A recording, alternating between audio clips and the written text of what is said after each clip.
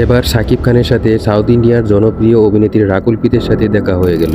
কিভাবে দেখা হলো সে বিষয়ে বিস্তারিত বলবো, সাথে থাকবেন। তবে चल तो আগে বলে নেই, उसे আপনারা জানেন রকস্টারের শুটিং তুরজুরভাবেই চলছে বিভিন্ন ধরনের সুন্দর লোকেশনে মালয়েশিয়াতে। সেই হিসেবে মালয়েশিয়ায় এই রকস্টার এমনভাবে শুটিং করতেছে যেন প্রিভিয়াস যত মুভি বেরিয়েছে তার থেকে একদম আনকমন থাকবে।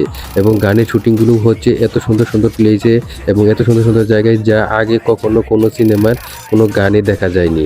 এমনভাবেই তৈরি করার চেষ্টা করছেন সাকিব খান তার রকস্টার সিনেমা। তিনি সবসময় নতুন নতুন প্রযোজক সংস্থা নিয়ে কাজ করেন, তিনি এভাবেও তাই করেছেন। তাই এবার বলি কিভাবে দেখা হয়েছিল।